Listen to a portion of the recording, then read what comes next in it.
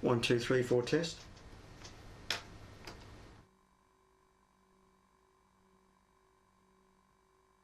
1, 2, 3, 4 test. 1, 2, 3, 4 test. 1, 2, 3, 4 test. Testing, testing, testing. Testing, testing, testing. 1, 2, 3, 4 test.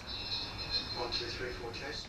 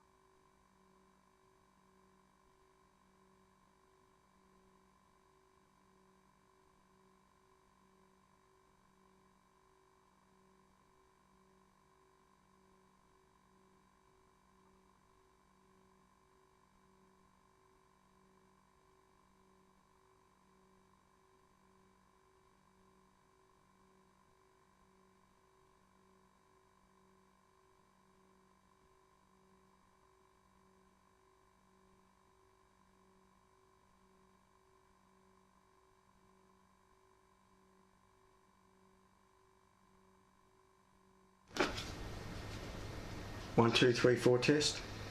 1, 2, 3, 4 test.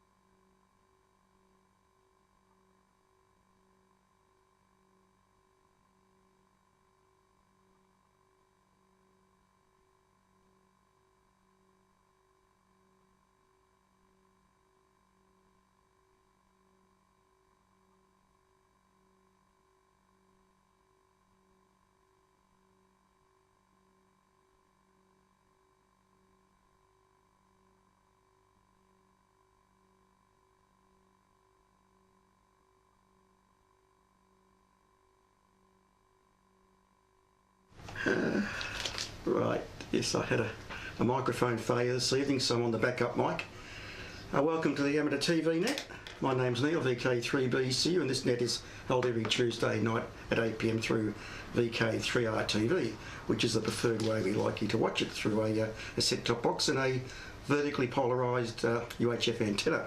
But you can't do that through circumstances that are beyond your control. You can watch the BATC feed, Ian VK3QL's YouTube feed, and Richard VK3VRS's YouTube and Discord feed.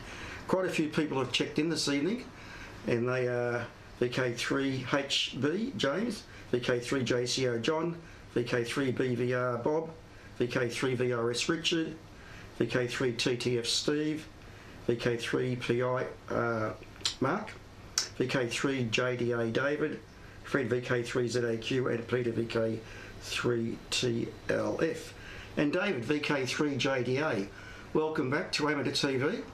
Thank you for checking in earlier, and I do remember you going back to, I think, 1987, where you relayed the Gladsville Radio Club transmission through the VK2 repeaters and took it off satellite and broadcasted it on the Amateur TV repeater all back in, I think, about 1987. So there's probably going to jog your memory there, Dave, but welcome back. Hopefully we'll see you on air very, very soon. Very shortly I'm going to put you... yeah. Very shortly I'm going to put you across to Peter, VK3BFG. Peter's the only one on RTV1 at the moment tonight, so please stand by for Peter, 3BFG on RTV1, and then Peter, if you could put it straight back to me. So everyone stand by and switch across to RTV1 right now.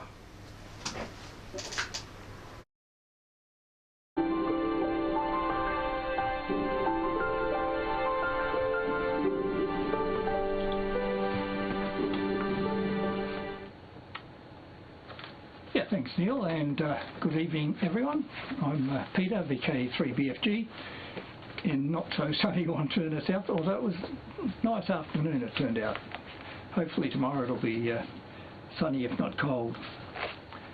I was very remiss last week in not congratulating John, VK3ATV, on the ATV get together at Amateur Radio Victoria a couple of Saturdays ago.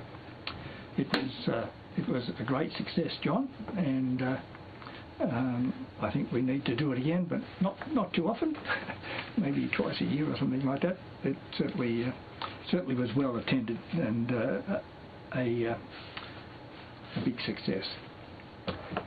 Also, thanks to Dennis, VK3YLH, for the new splash screen. This one will do for August, I think, Dennis, if you're watching.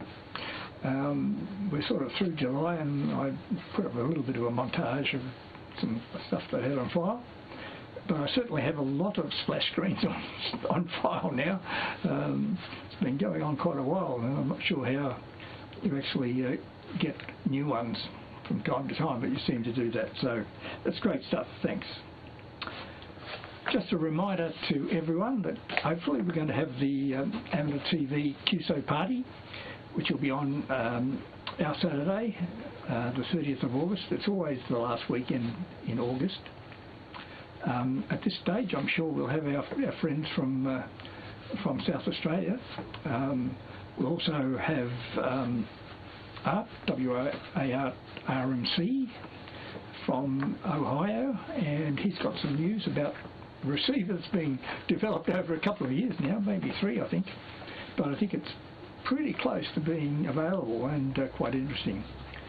And of course we'll have Roland, KC6JPG, with his very extensive network, both via ATV repeaters and also via the internet all over the US. So he's a good contact for our QSO party, and he'll be there for sure.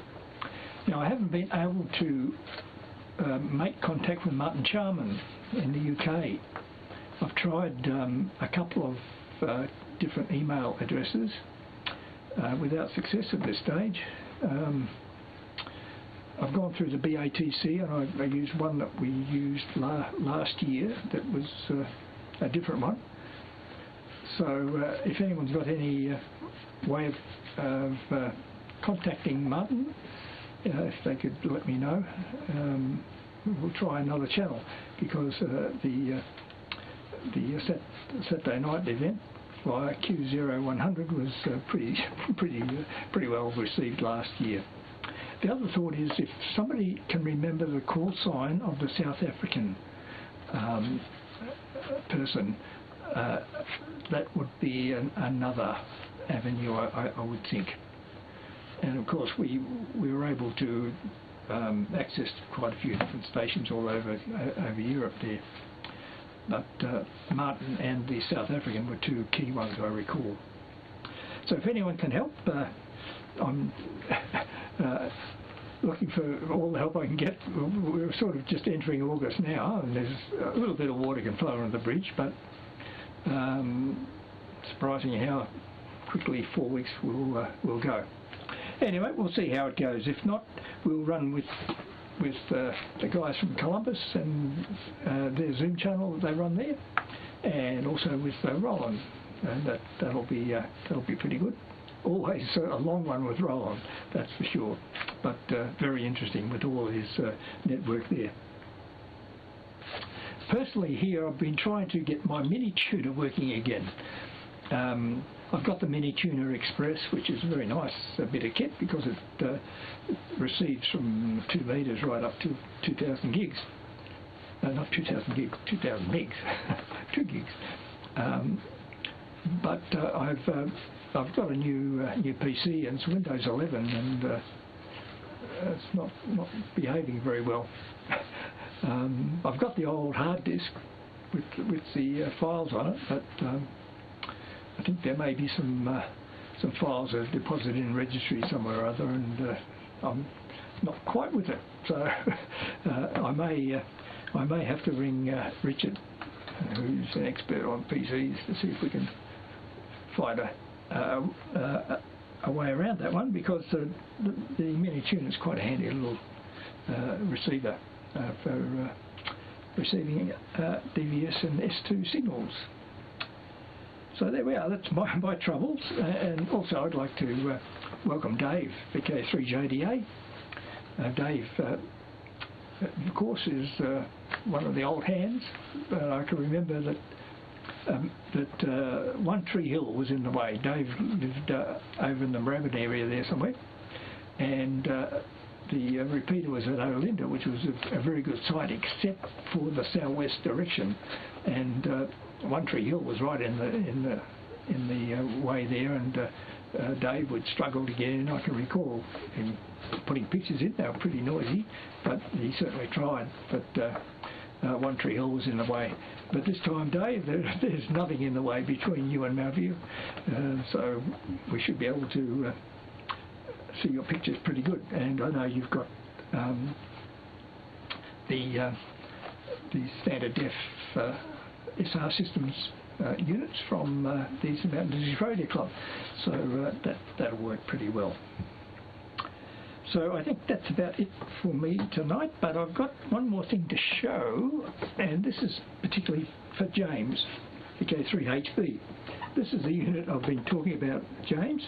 It's a 6-channel video switcher, and there are some other features there that I've forgotten what they are, but you can certainly Google Extron and get the manual for this one. I've probably got the manual. In fact, I think I have got the manual on the PC there as well, or on the old one. At the back we've got 6 B and C connectors there for the inputs, which is there. And then in the middle there's some sync stuff and 2 output pins, and the audio is fed in via the RCA, and it can be controlled by RS232 here as well. But it's 240 volts, and you can see that it's a very well-made steel wrap device, and it's a high-quality switcher. So we'll be looking forward to seeing that one installed in the HB shack very soon. So that's about it for me tonight.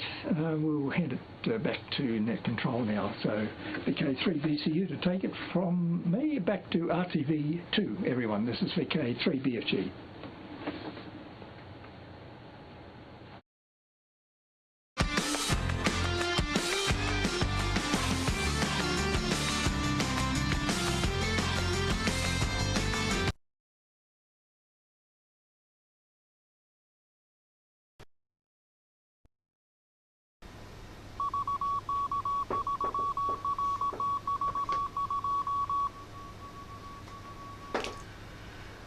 Right, I think I've got audio this time.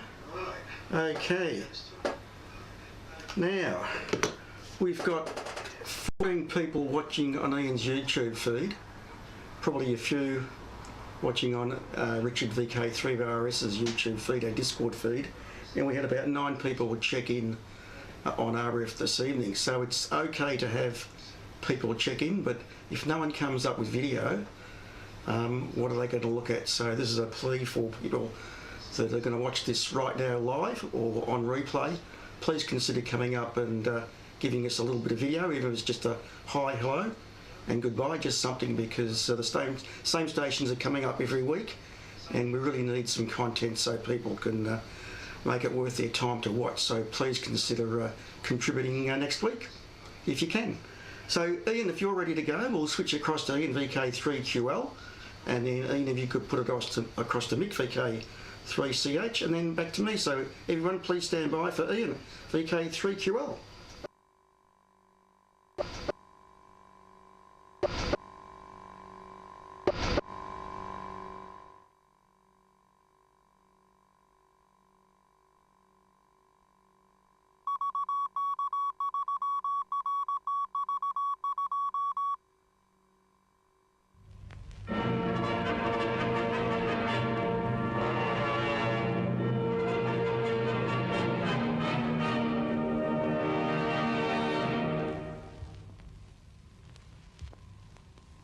Hello there, and good evening, ladies and gentlemen, and children.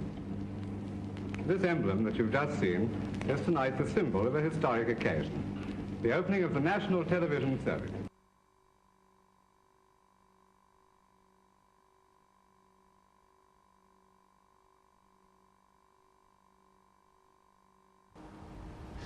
Great, thanks Neil, and yeah, it's great to be back on, and just looking at the ATC streamer, it's working, and the audio on at least on 2 is great. So that's good. All right, yeah, on YouTube, on the VK3 Quebec Lima YouTube channel is VK3QQQ, Ian, David, VK2 DJV, Vince, from memory, I'm trying to think, Vince is VK3YVS. And oh, he put it in too. Thanks, Vince. Sorry, I missed it in the text. And Bronson the cat has returned, so that's great to have you guys on deck, as well as the other ones the other check-ins that Neil mentioned. So that's great.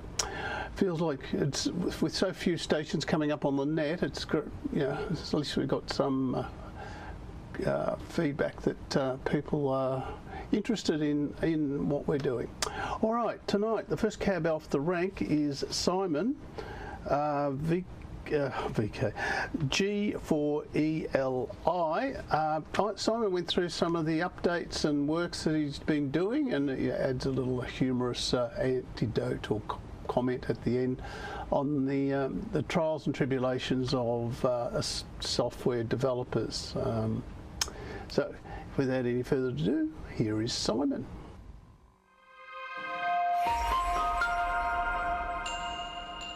Anyway, I'm using a Libra SDR for the first time, I think, on the net, because my Pluto, the main Pluto I use, is now somewhat poorly. And I did today receive a second Libra SDR. And I've connected, I bought, you may remember, a couple of weeks ago, Mike was proudly showing off these little 5-6 pound ovens, 10 meg reference oven controlled oscillators from China. Well, 2 rolled up the other day here, and they are magnificent. The value is absolutely ridiculous buying stuff from AliExpress. I haven't bought that much, but absolutely glorious. So I've also got the Spectran V6 Eco here. That's €3,500 worth. I've got it going on receive, working nicely. It's marginally better than the Libra SDR, and I have been making progress. My big issue with SDR television is sensitivity. I am a good dB down, or up, depending on how you look at it, in my ability to decode weak signals compared to the mini tuner. I'm not quite sure exactly what the name of it is, but I am working on this, and I have made progress. I've got it, it's certainly better, but I'm not releasing kits for a few days. I want to keep working on this. The Libra SDR is very, very easy to get on the road, very easy. Everest, who writes the firmware that almost everybody is using in their Plutos, he's written firmware for the Libra. You very simply get it onto the Libra, and that's what I did it once, and I'm still using that firmware from, I don't know how long ago, 2 months ago or so, and it's bopping along very nicely. Some people overclock and do other things, but I don't. I don't believe in overclocking stuff. What other notes have I made? Well, none really. So there we go. It's software, and of course the normal things that happen during the week. Emails in the mailing list for sdrradio.com, which is my company name. Guy blaming the software for his computer continually crashing, etc., etc. And of course it was the hardware, it was his actual computer as well. So the rule is, if your computer starts going up in flames and the dog leaves home or the cat leaves home, blame the software. Everyone else does. So enough rabbiting from me, over to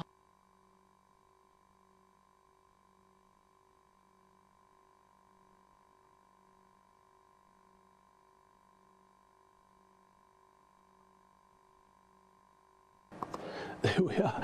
So I just thought I'd just review the details of the software, SDR Television, which Simon's written, free software. Details are on the forum, or you could search it to find how to acquire it and use it and what it's capable of. But just a summary is that it's a transmit and receive solution based around SDRs, certain SDRs, not all, for transmit and receive, and also there's a few that have the capability of being receive only. Video and audio codecs are listed there. Modulation protocols, it's a DVB-S2. Symbol rates up to 2 mega symbols, and that's important because our repeater here is 4 mega symbols, so it's not suitable for our repeater, but obviously for DXing and experimenting, it's a great platform to experience firsthand SDR television with basically just a PC and the SDR that you're using, and the software, of course. So that's the story, or the introduction to SDR television. System requirements: Windows 10 or 11, minimum dual core, reasonably but not overkill PC, and also there's hope for development in the future to perhaps be able to handle 4 mega symbols, who knows, but obviously Simon's focusing on stabilising it and fine-tuning it, and we'll see what it develops into. But he's also well known. Over 5,000 users are using his SDR console software, which has been around for over 5 years at least, and is very well regarded for controlling SDR receivers, audio reception. And now he's branched into the challenges of SDR television. If you want to get first hand of how to set it up, you couldn't do any better than going to Tech Minds and checking out Matt's website, and particularly this piece of this YouTube piece where he runs through how to set it up and what an impact it's going to have on television for us hobbyists.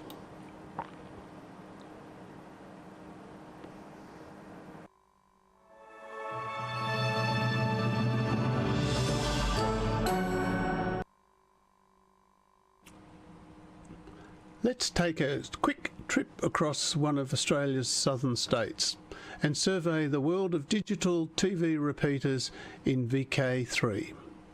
First up, we land in the historic heart of Victoria, Bendigo, about 150 kilometres north of the state capital, Melbourne. Check in with VK3 RBO, live with weekend action and link through to Whereby, DMR and D-Star. Catch the live feed on the BATC stream site at VK3CE and check the description for the latest news. Next, we glide west to Geelong, just 75 kilometres from Melbourne.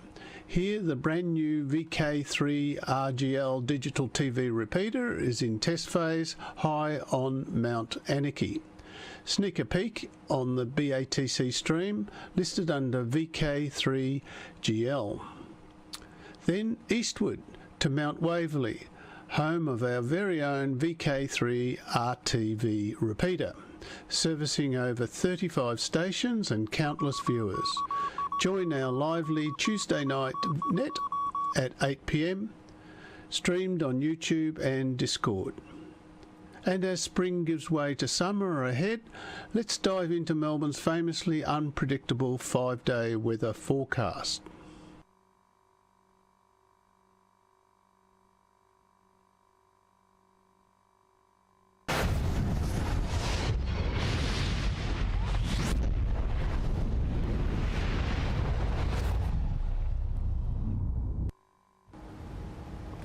Great.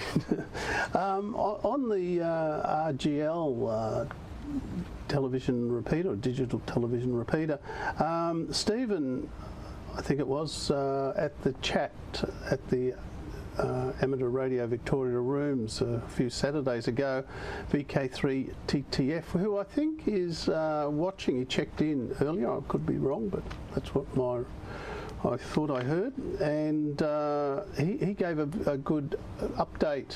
Perhaps, Stephen, if you are within your earshot, you might like to come up and perhaps share what you gleaned and what you shared with us on the Saturday. That'd be great. So there was a couple of slides there, so it's good fun. All right, next cab off the rank is the ISS, which is actually some action on as far as DATV is going on in that space too. Let's have a look at the International Space Station passes for Melbourne over the next week. EQSL 57 and thanks for the contact. 73. Okay, thank you. VK6 Mike Juliet, VK3 EJ. Victor.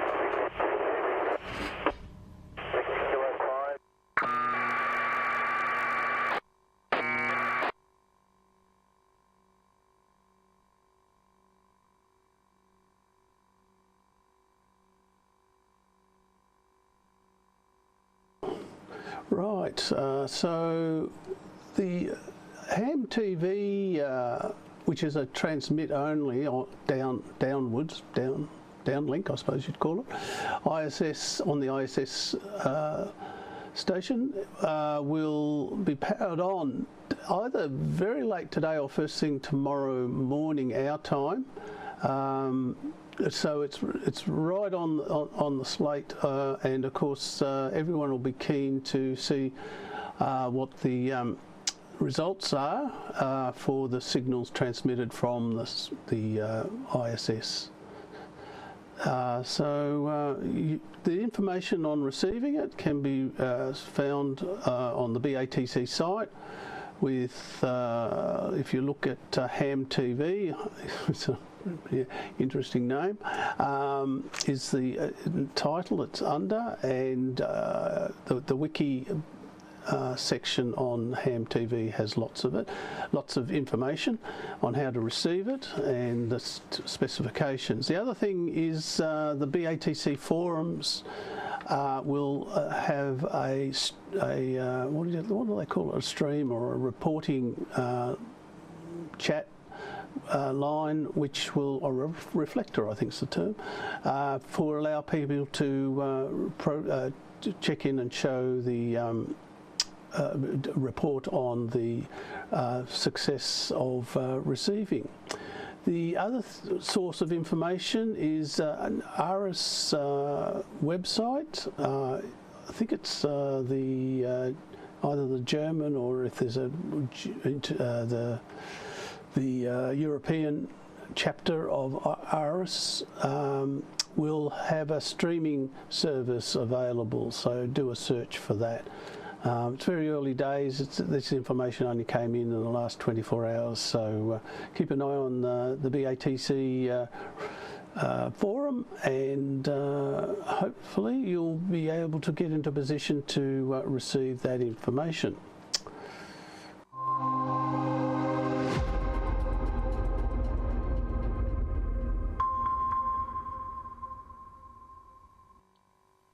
For live news on the planets, cosmology, sunspots and more, every Friday at 10 p.m. Clint VK3 CSJ presents the Astronomical Society of Victoria broadcast on this amateur television repeater, VK3 RTV Channel 1.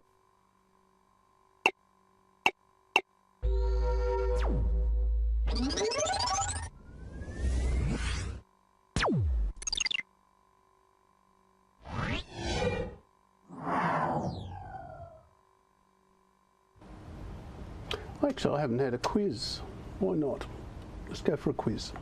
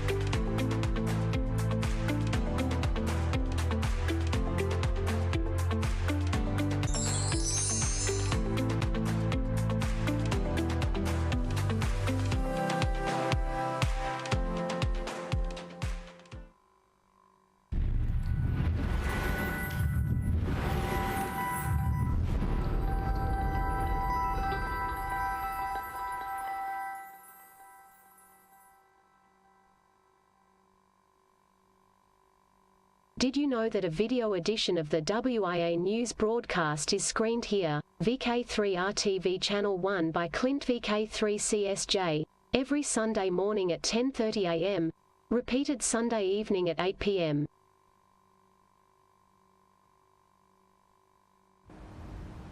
Great. You don't. Yeah, there's a few back channels operation with the preset, and it tells me stand by, switching back to studio camera, and the trouble is, it gives me a microsecond with that announcement, so I still get a bit surprised with the switchback. Anyway, all good fun. The Tropo. Let's have a look at Tropo.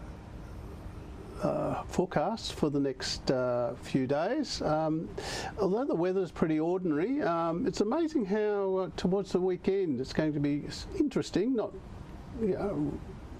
terribly exciting, but there will be some opportunity for activity, I would imagine.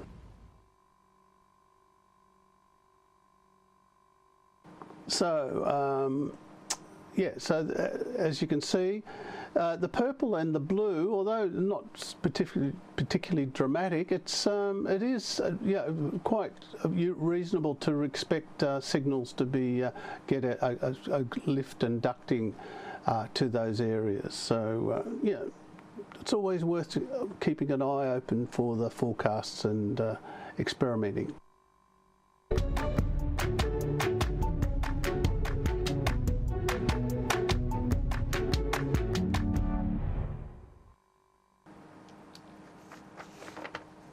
Right, Vic. Working VHF-DX is a lot of fun, but it can be challenging. I'm Andrew, VK3FS, and in this video, I'll show you the tools I use to work VHF from -20 to 40 over.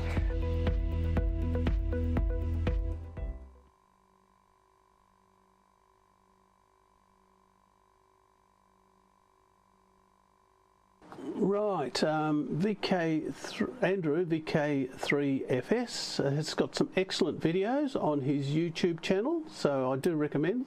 That's just one of them. There's another 3 listed there in the 4-segment graphic, so do recommend you check it out. The QR codes there, or just search for Andrew VK3FS on YouTube, and all will be revealed.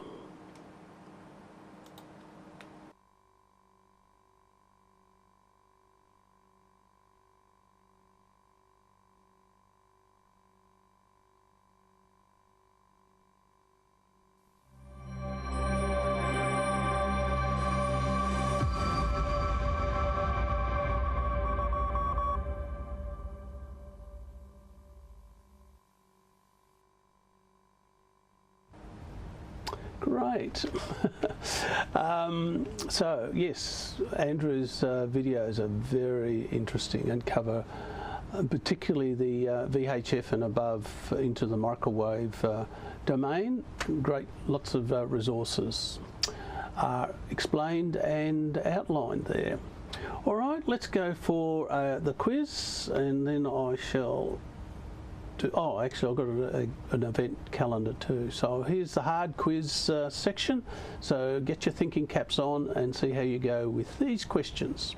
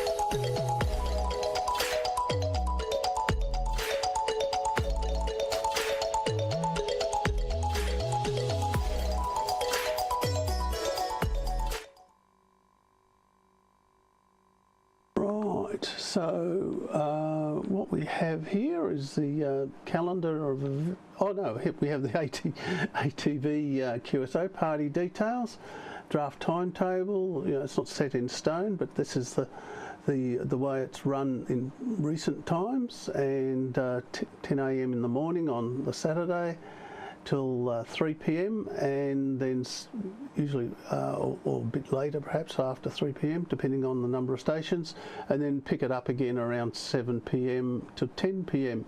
on the Saturday as well. And so that's the details. Contact Peter for more information, and do help out if you have contact information for Martin as requested by Peter earlier, and also I'll look up what I've got on for the South African station that was coordinating it last year, and see if I can find that bit of information. Anyway, if you've got it on hand, that'd be great if you could send that to Peter.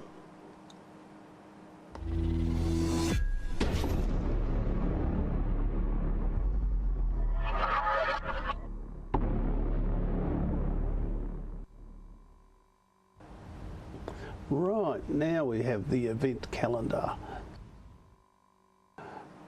There we have the event calendar for August, November, and so the as we just covered, the ATV QSO party right at the end of August, then Shepparton Hamfest, Sunday the 14th of September, Rosebud is coming up on Sunday the 16th of November, and coming into spring,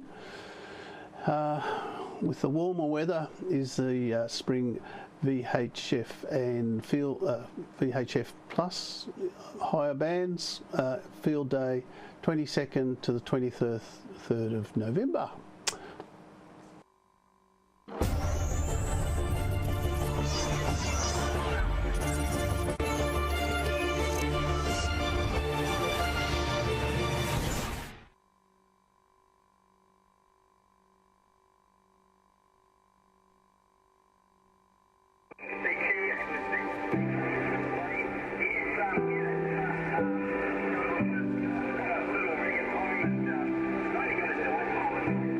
When you find yourself on a solar weather website and you see three measurements front and centre on your screen, have you ever wondered what they actually mean? Solar Flux Index, SFI, Sunspot Number, SSN, and Area are three indices used to measure solar activity along with R and KP values. Let's take a look at what these values mean to amateur radio. Sunny, TANI, and I'm located near Osaka, GTH Route Nara, November Alpha, Radio Alpha.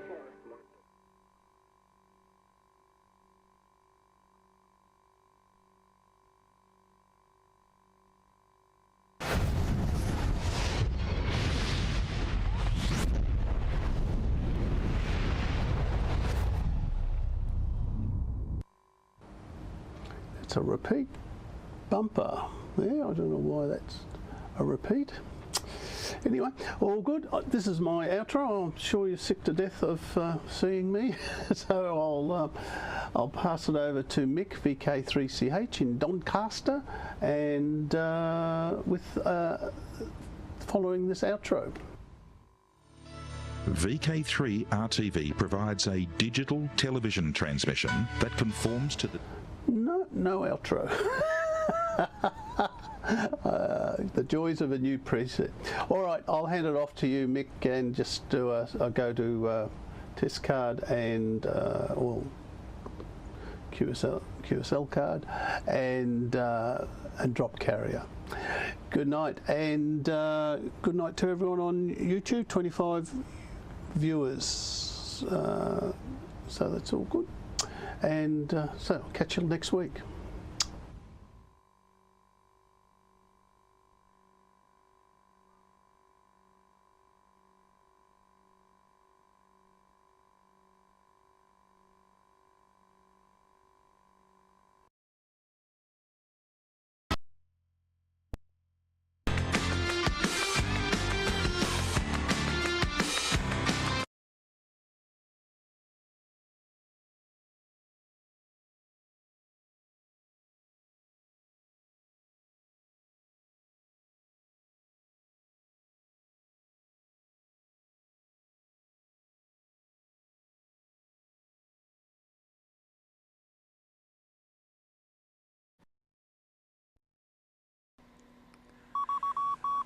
Okay, looks like it's holding up.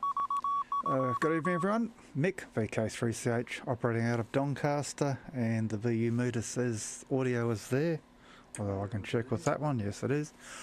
Alright, good to see everyone that's come up. What's my news? I was waiting for the 5.7 gig transfer to turn up in the post, which it did yesterday. I had to be out in the morning, so I thought, knowing my luck, it'll turn up at the door and then say, we couldn't deliver this and we need a signature, so you'll have to go to the post office and re-grab it anyway. But no, they were late. So everything turned up on time.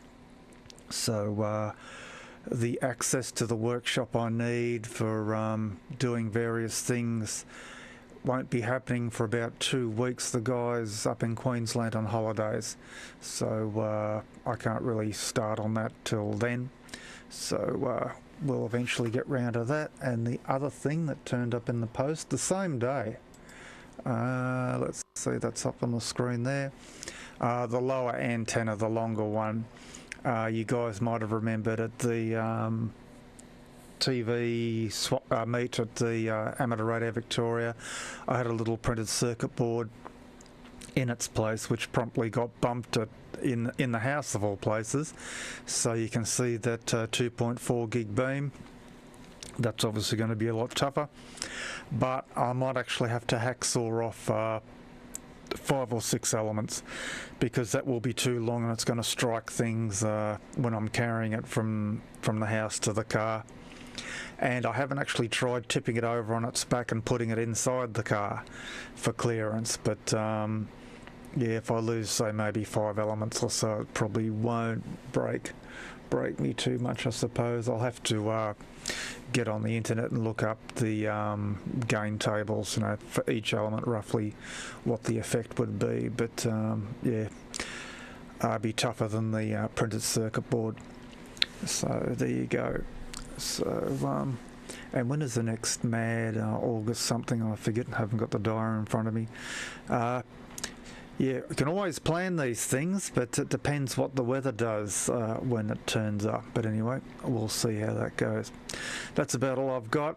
But on a sad note, for those of you that have ever tuned across 7.1 megs on 10 o'clock in the morning, pretty much nearly every day, for the last 10 years, Ron, VK3AHR, died about a week ago.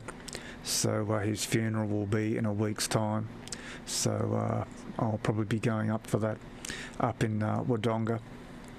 Very well regarded by many members in the club.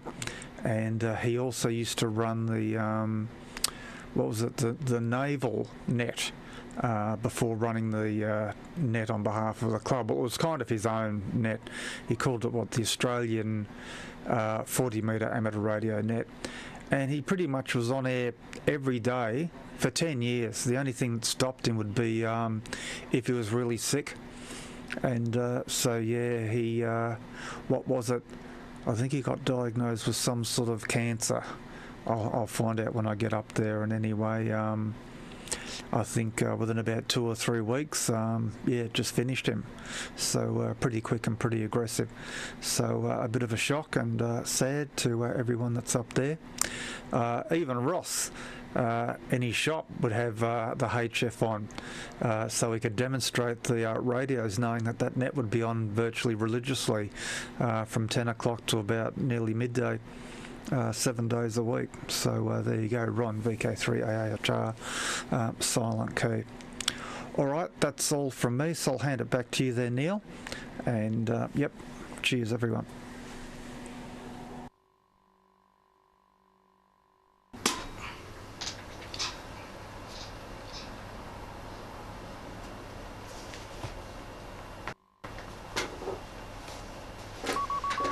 Right, thanks Mick.